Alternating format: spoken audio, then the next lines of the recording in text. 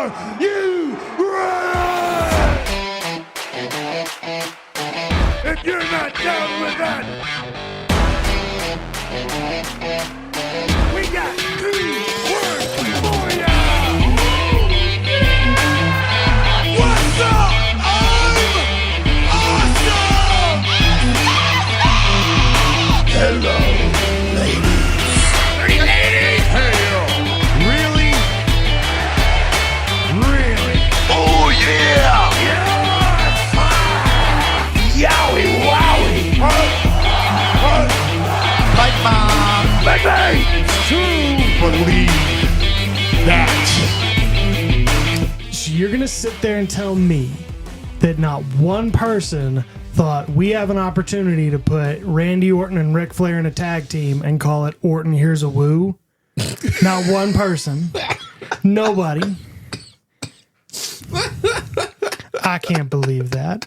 I can't believe that. And that's why I'm here on the Two Words Podcast, because I can't believe it. Welcome, ladies and gentlemen, to the Two Words Podcast. My name is John, and with me always is my tag team partner, Radio Matt. Radio Matt, how you doing? Oh, so good. Man. I'm tired. We're tired, and it's been so long. Again, accidentally, one more time.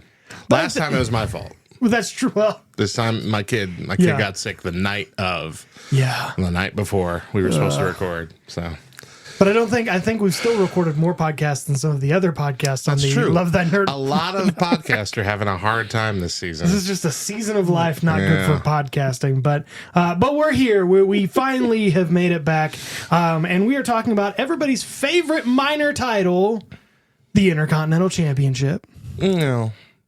The hardcore championship was my favorite minor title, but it's not in play right now. So you're such a 90s. You're such a child of the 90s. You are. We're going to be talking about the Intercontinental Championship because I think that it truly is one of the top tier championships of all time. But first, hey yo, the new SmackDown logo sucks. I hate it. It is so bad. So ugly. And SmackDown has had several pretty bad logos. Yeah. They alternate. It's almost like Star Trek movies. It's like every other one is good and every other one is awful. We don't talk about the odd number Star Trek movies. Motion picture, bad. Wrath of Khan, amazing. Great. Search for Spock. Why?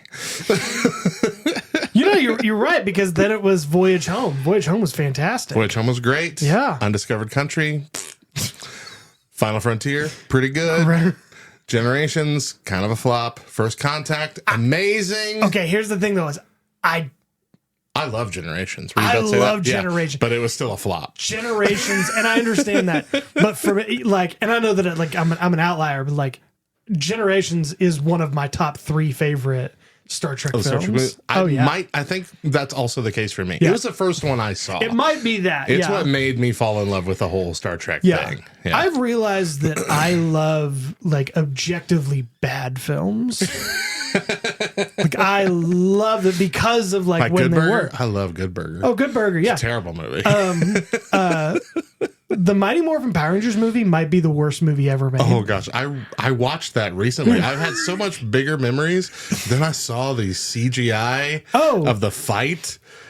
The CGI is terrible. The dialogue is terrible. The fighting is not that great. The story is awful. It's stupid. None of it. I mean, from top to bottom.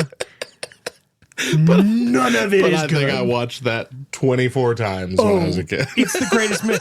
In my opinion, it's my favorite movie of all time. It is so wonderful. But back to the SmackDown logo. The SmackDown logo doesn't make any sense. Yeah, it's bad.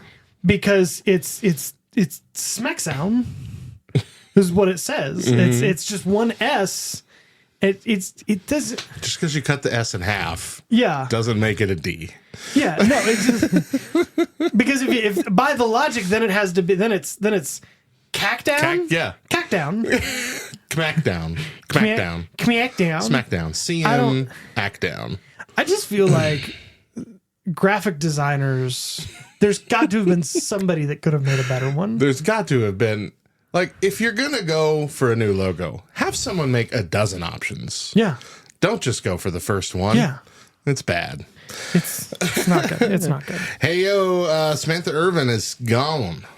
Like, she's legit gone. She's gone. Audi Out of 5000. here. PW Insider reported that the key reason she left is because she wanted a reduced schedule because she wants to spend time with her daughter, and she's not getting enough of that, which Fair is enough. a fair thing. And they just couldn't come to a point of agreement in that. She also wanted to have some more time off to work on her music career a little bit. And she also is very interested, apparently, in becoming more of a character backstage as opposed to being just the ring announcer. Yeah. Who's not really involved. Like, she got to be involved in a little bit of that storyline back when Ricochet was being ridiculed. I don't remember who the heel was in that thing. But anyway, there was a brief period where she was kind of a character. Yeah.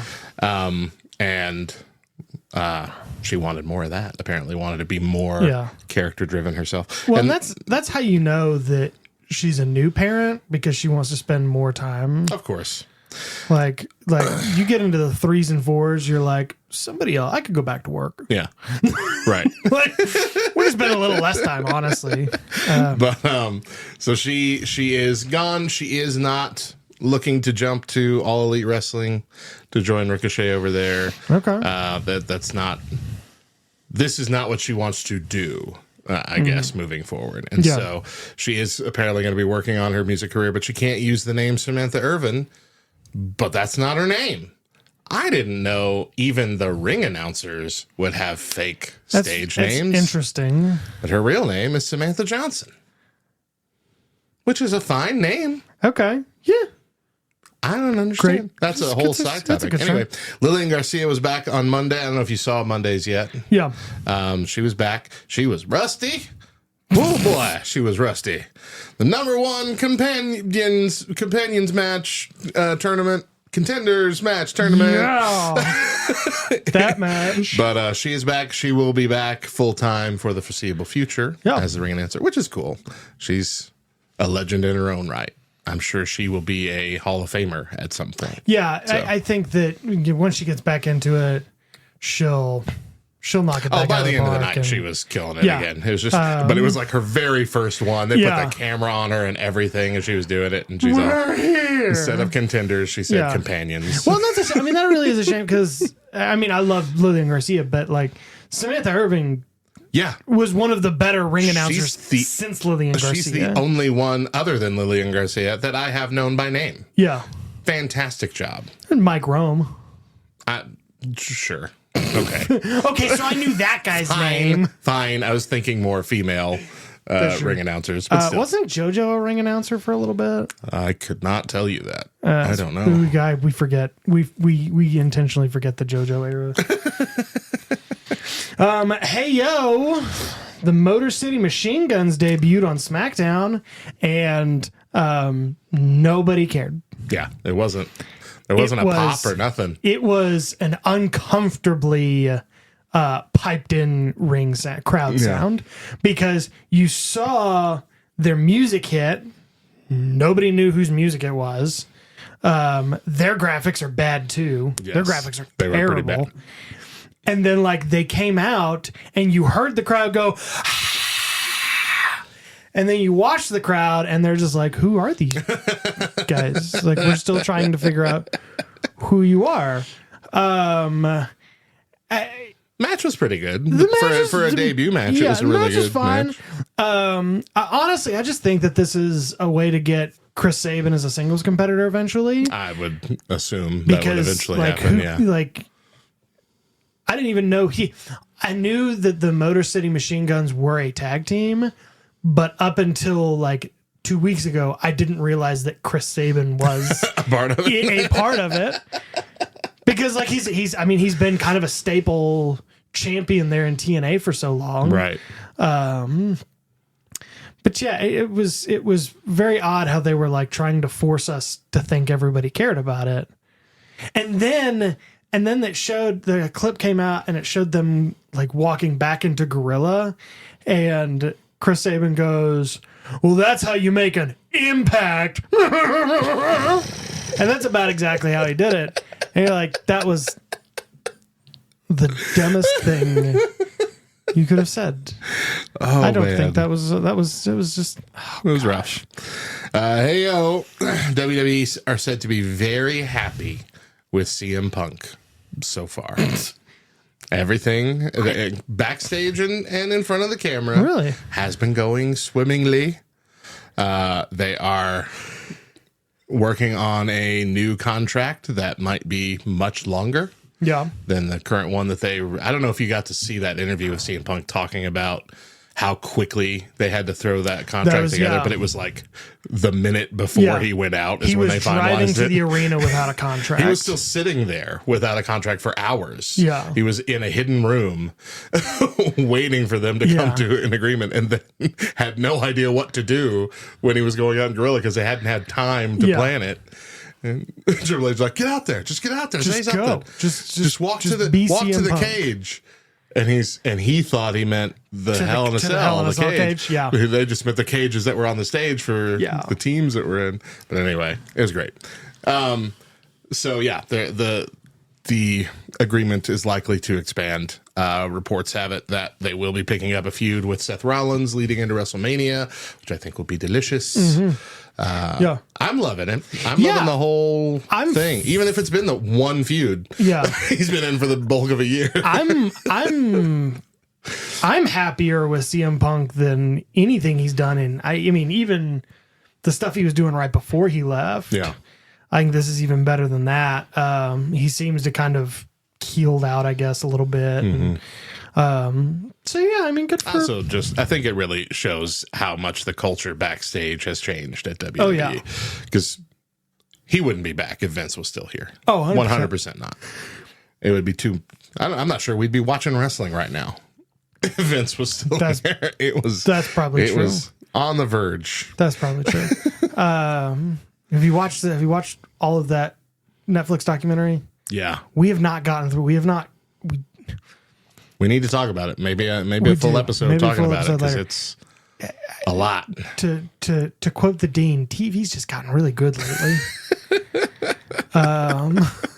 We've got just all of this stuff. TV's and at crazy. Some point, like last night, I was like, "Oh, I never finished that." Yeah. TV's crazy good. I watched that whole thing in a day. I sat down and just as I was working, I watched that whole thing. Yeah, maybe I just need to do it without Hillary knowing that I did it.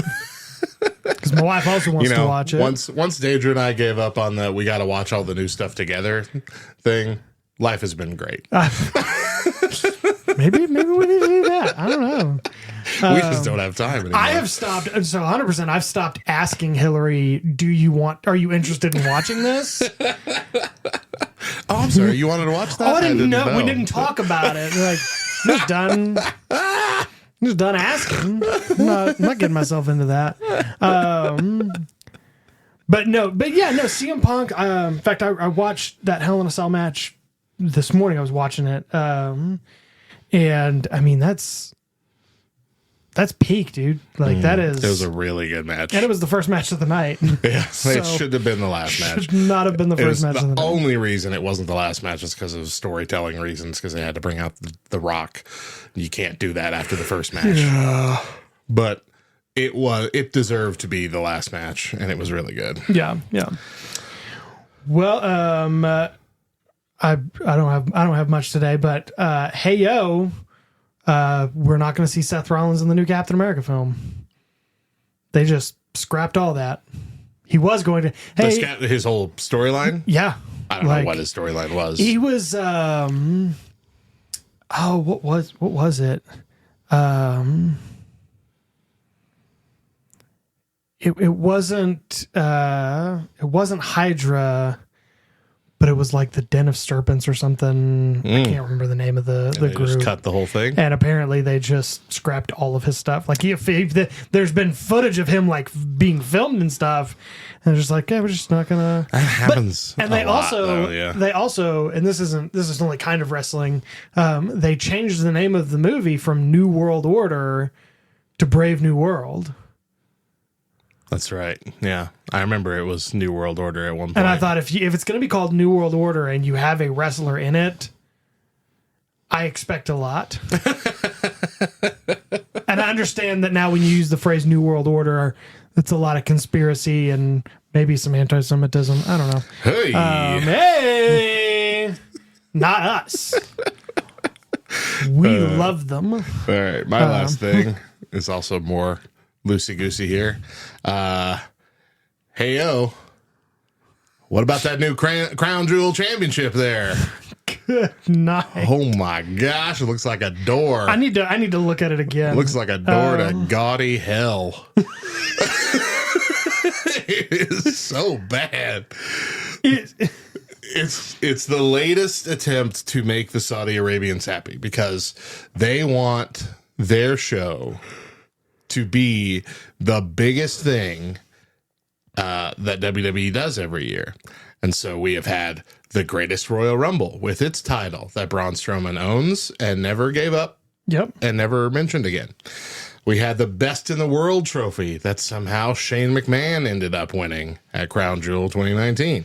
We had the King and Queen of the Ring tournament with these very audacious crowns, and they carried on the titles, and they're still referring to themselves, well, I guess not all of them, but Nia Jax still occasionally refers to herself as Queen of the Ring. And none of that has been big enough for Saudi Arabia. So it's like WWE said, fine, we will make a belt that looks like it cost $1 million. Yeah. We will have our current champions on both brands fight only each other.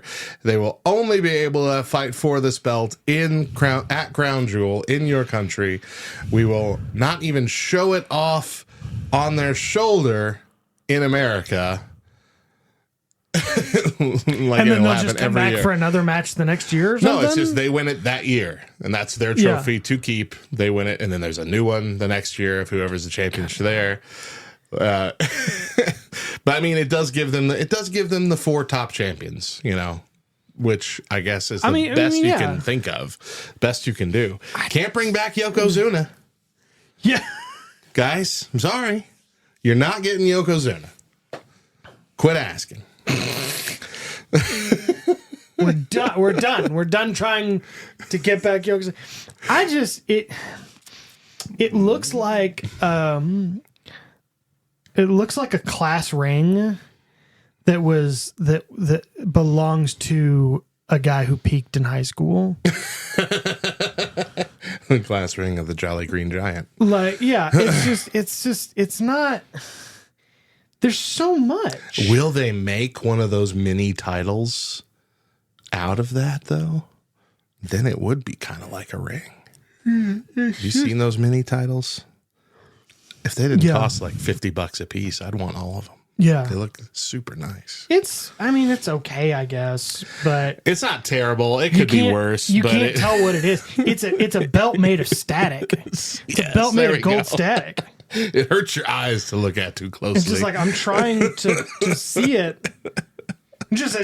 And I hate a lot of these belts because like this one, it says champion like all the way across. Like you don't put the word champion on your belt like big and bold like that. You know they're the champion. Like why? Because they have a belt. Like you would across some velour sweatpants on the butt.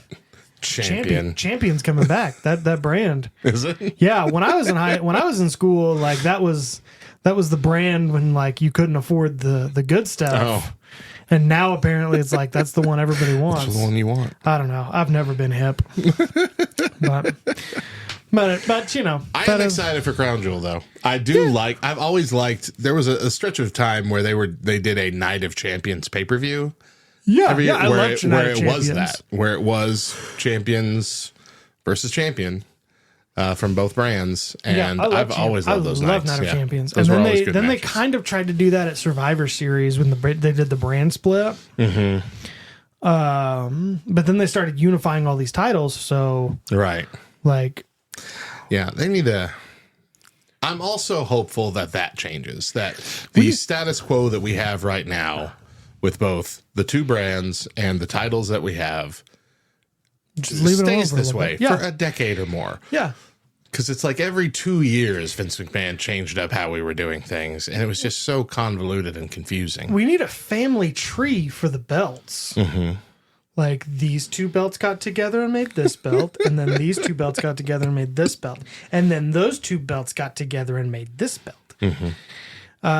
It's very convoluted, very hard to follow. Yeah, it's insanity. It's insanity. Well, moving on, as I said at the top of the show, we are talking about the Intercontinental Championship. Intercontinental Championship. First worn by Pat Patterson. Mr. Pat Patterson. Back in 19... Back in 19 really long ago. That's something I should have put in my show notes, but I didn't. But it is since, for the longest time, it was the second belt in the WWE, because you didn't have a World Heavyweight Championship. Right. You had the WWF champion and the Intercontinental champion. And back then, the belt meant so much more, especially than it does now. I mean, to me now, the Intercontinental Championship is just that and the United States title, they're consolation prizes.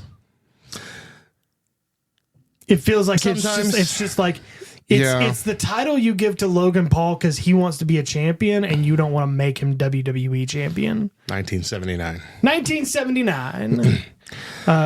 You don't want to make. Please don't ever make Logan Paul WWE champion. But part of it was like he was like, I need to be a champion, and they're like, we'll give you the United States Championship. And I think that was the perfect fit for him. Yes. Yeah, sure. I do feel like the U.S. title has always been secondary.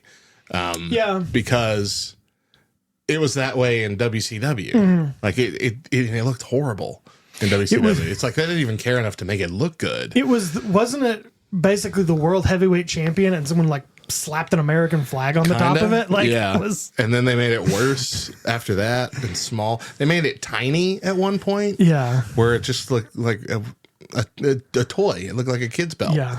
Like it was bad. And then it got the spinner treatment. Which I didn't hate. Which every John Cena belt had to get the spinner treatment there for a while. I didn't hate either spinner belts. I think the other one. I think that the main title lasted too long.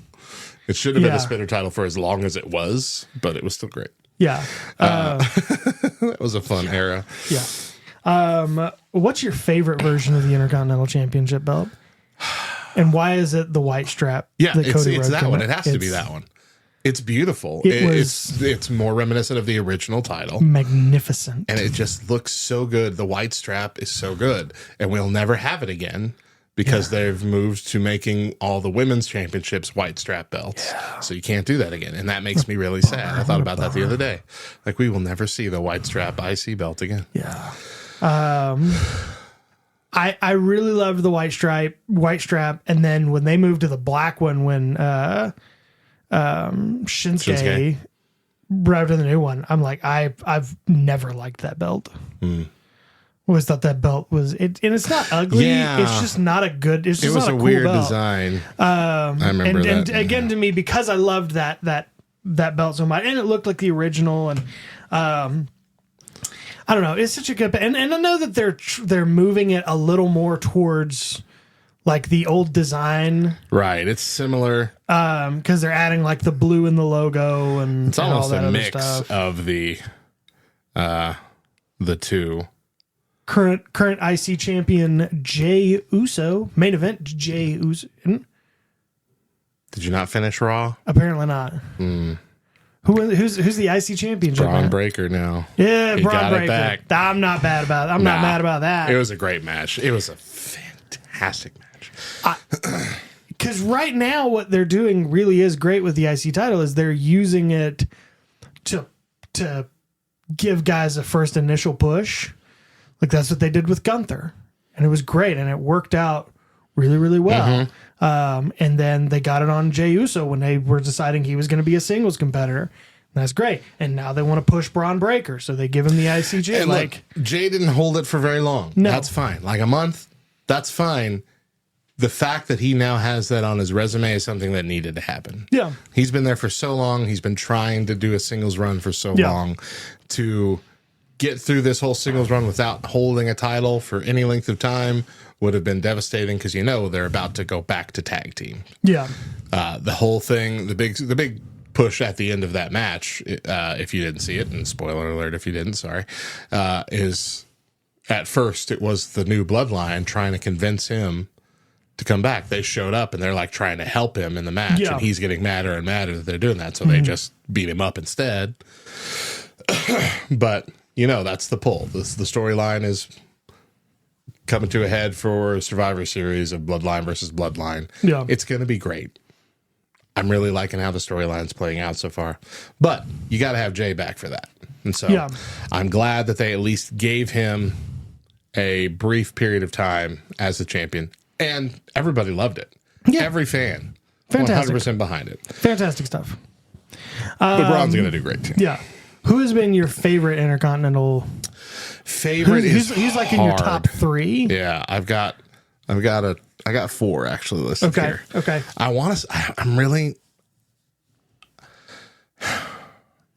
guess I have to say favorite is Chris Jericho. Okay. When Chris Jericho was fresher in the WWE and making such big waves that he had to have a title on him, he had some of his best matches. Yeah. When he was the IC champion. Wasn't his match against China for the IC championship? I think, it was. Yeah. The Miz was a really good IC champion. To me, The Miz is like the face of that title right now. Mm-hmm. Like of this generation. Yeah. It's I put that he really brought it back into popularity for this generation. I want to say Shawn Michaels and Razor Ramon as kind of a set because they kind of had a back and forth feud over it for many years, had both of their best ladder matches over that title. And Jeff Hardy. I don't know if you, I don't know if you've ever seen that. We forget that Jeff Hardy and Umaga had a fantastic series based all around that title. And it's frankly the only thing I remember Umaga for. It's the only thing I think about when I think of Umaga. That is fair. Is that fantastic run that Jeff Hardy had. I believe Umaga is the reason we have Santino Marella. Mm-hmm. Because the whole story of Santino was they had pulled this random guy out of the crowd to beat Bobby Lashley. And they're like, if you beat Bobby Lashley, we'll give you a contract. And then like Umaga comes out and like mugs Bobby Lashley, and they just kind of like stack Santino Marella on Bobby Lashley. That's fantastic. I don't think I was watching when that happened. It was amazing. That's great. It's the best. I'm gonna have to find that on YouTube. But those are my picks. Technically 5, I guess I had there. Rob Van Dam. Okay. Yeah. Rob Van Dam. I don't really think of him too much with IC titles. But he's a 6-time champion. Was he for the IC title? Yep. Wow. Yep. Okay. Said Razor Ramon, Mr. Perfect. Mr. Perfect did, yeah. Mr. Perfect only had 2 runs. Right. But it was good. Edge, one of his, 40 championship runs.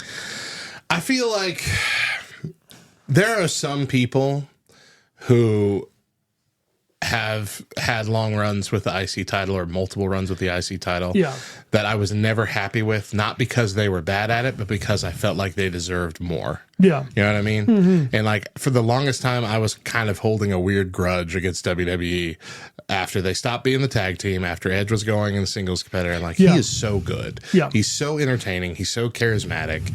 Like, I want to watch everything Edge is in. Why is he not in the main event picture? Yeah. And so I always felt like it was a consolation trophy for him. I don't know why. Because it's not fair. The IC title is very popular. It's a very big accolade. No. It always has been. But I just had this weird anti-IC mode when it comes to Edge. But speaking of them splitting... it's every couple of years it resurfaces.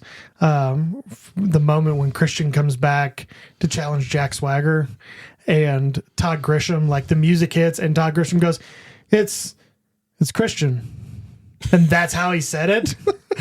And finally he took to Twitter and was like, listen, that's what I was told to do because Vince McMahon told me do not pretend to care about this happening.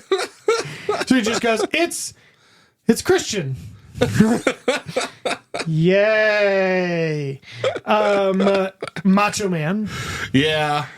Macho He and was again, on my that's the crazy short thing list. is like I think when we talk about Macho Man and Hogan and Ultimate Warrior, like that belt was almost on the same level as the WWF Championship. Mm-hmm.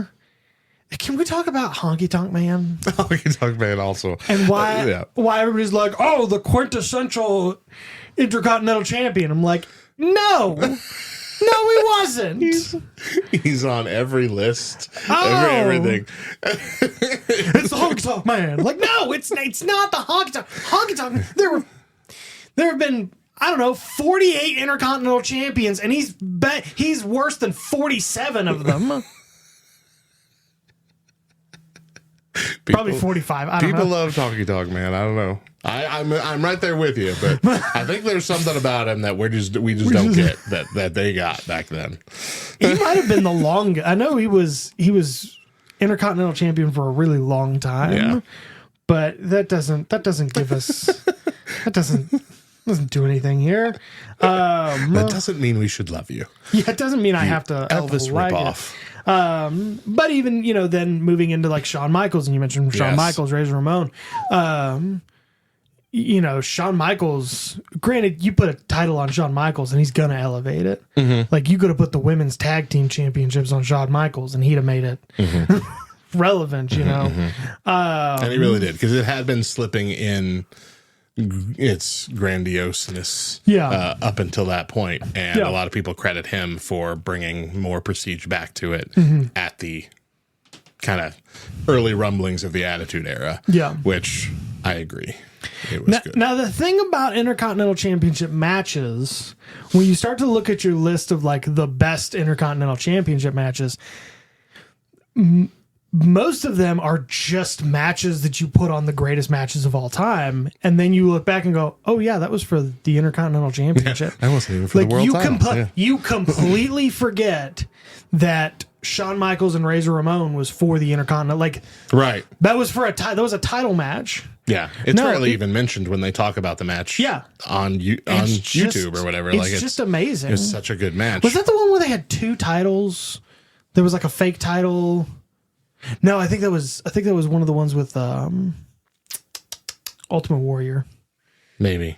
I don't know. They do the whole fake. It was the fake title thing. Is I don't like it when they do that. get that out of here. Yeah. I don't need that. If you're gonna give me something fake, give me fake Undertaker versus real Fake Undertaker. Taker. I need fake Diesel and fake Razor against Scott Hall and Kevin Nash. That's what I need.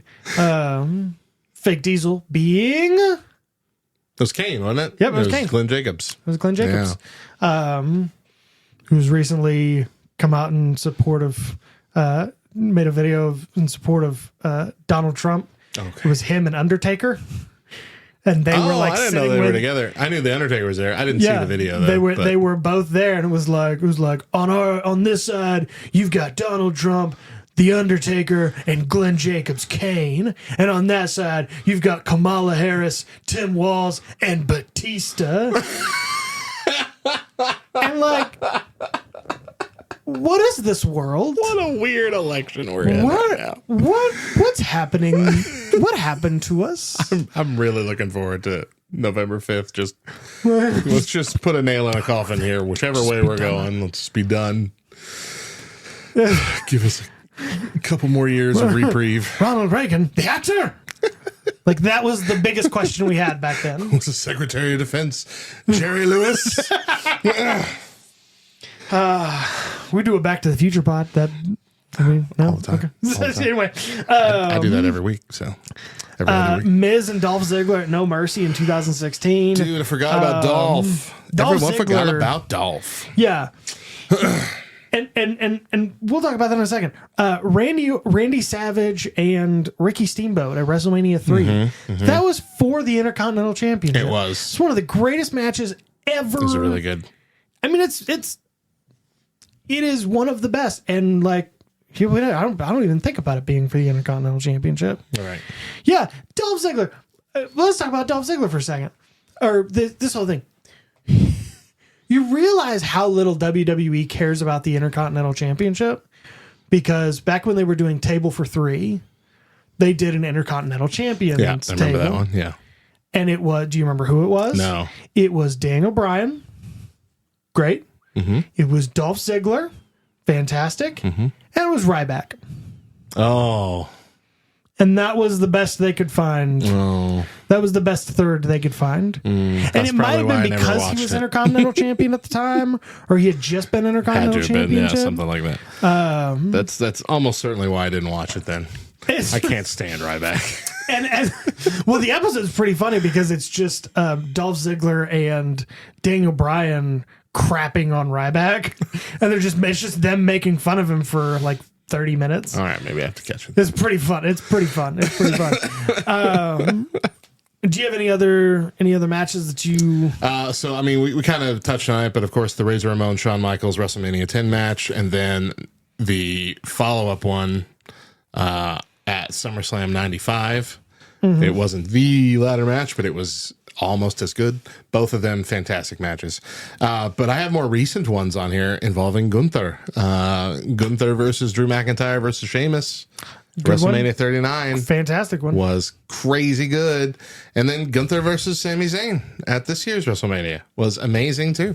It's really, that one gets lost because there was such, WrestleMania 40, especially Sunday, was so big. And there was just so much going on. But that match was amazing. And it really makes me want to see more Gunther versus Sami Zayn moving forward. Maybe we'll get that in the future. I hope. We got a little taste of it. I want more. Yeah. I want more. The Rock and Triple H had some Intercontinental title bouts. They did, as did The Rock and Stone Cold. That's true. But it was more of a MacGuffin, really. You know, it wasn't really about the title so much. Yeah. It was just more about. But again, most of these, like that feels like most of these matches. Like when you look back at them, maybe not at that point, but I'm pretty sure that was the title that The Rock stole from Stone Cold and then threw into the river. Could have been. That is, I do love those storylines when you throw the title into a river. It's fantastic. But again, I keep going back to like The Miz really did. Yeah. He has done more than anybody to make that title relevant, including breaking it on live TV. That's right. Like, he just slammed that thing down. And, like, that was that made me care about the Intercontinental Championship. Perfect. Do you think that the Intercontinental Championship's making a comeback, though?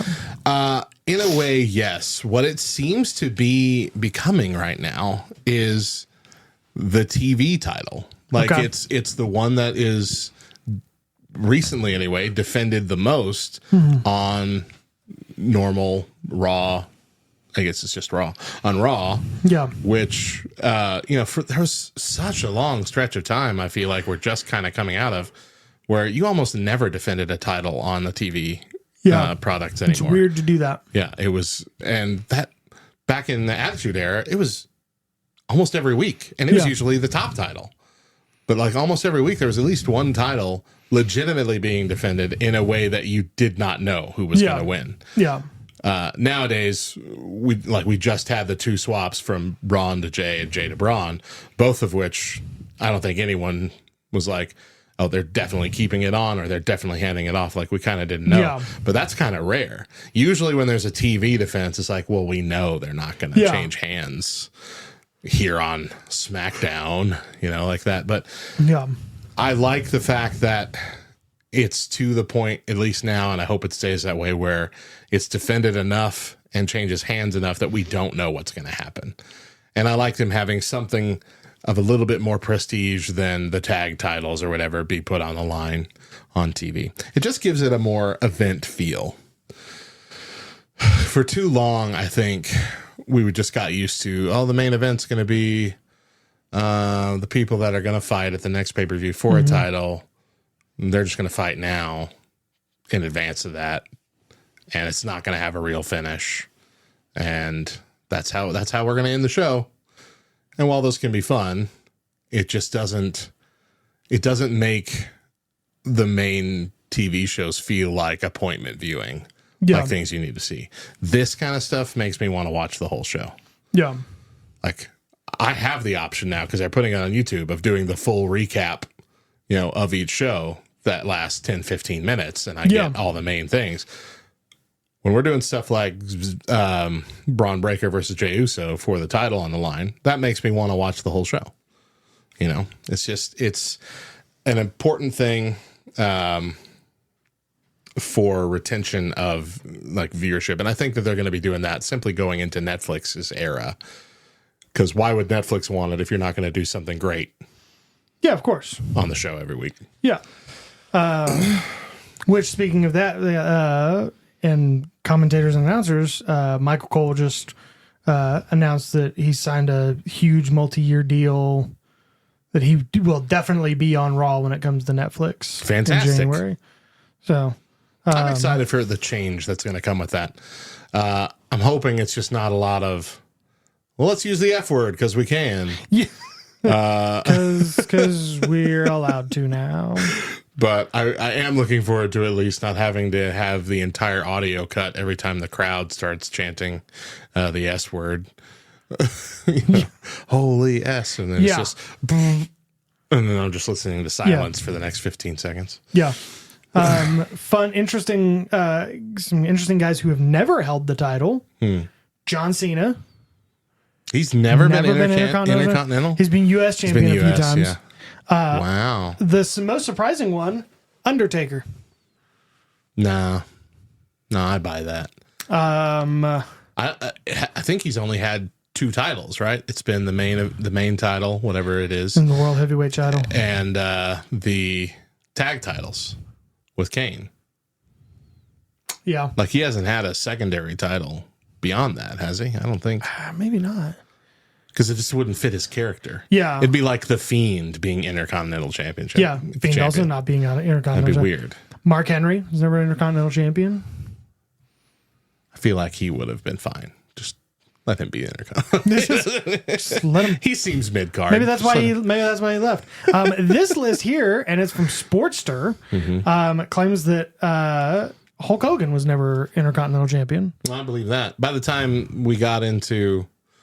Like he was always a main event, essentially, for WWE. Yeah. So why would they? I don't know. Yeah. I can't imagine the need. At some point, somebody cared about this title, okay? Just saying. That was Pat Patterson. It's Pat Patterson. And Pat I love Pat Patterson.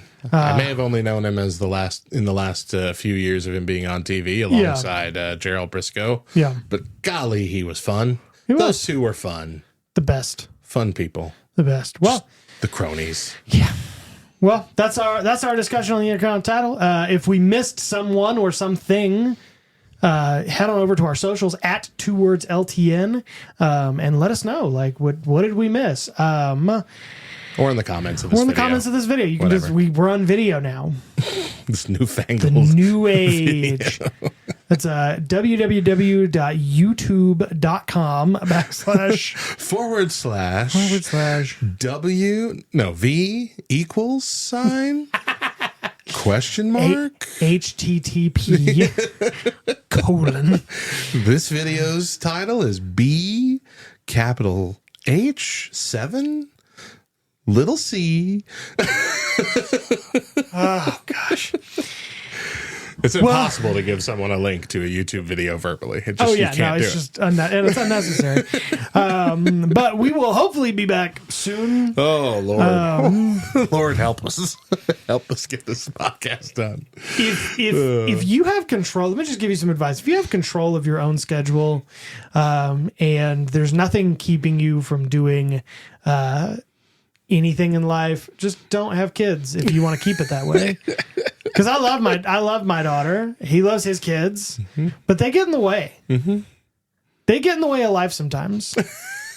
And you love it. You love it. You do anything for them, but it's worth it. But it's annoying in the moment. But if you if you love your life now and you don't want it to change, don't have kids. Especially don't get married either. Especially if you don't like just throwing up all the time. because the more kids you have, the more they get sick, and the more everybody gets sick in your house. And it smells it's a week worse of heck. than any vomit you've ever. Oh, it's real bad. And there's so much of it too. Where is it all coming from? You've never been grossed out by it until it's a tube of milk coming out the mouth. It's just. All right. Well, nobody else is listening, so everybody stopped listening 2 minutes ago. Tube of milk. It is though. It's so much. Yeah. Well, that's our show. Hopefully we'll be back in 2 weeks. That's what we're trying to say. Hopefully they'll let us come back. I don't know. But until then, my name's John. His name's Matt. And if you're not down with that, we got 2 words for you.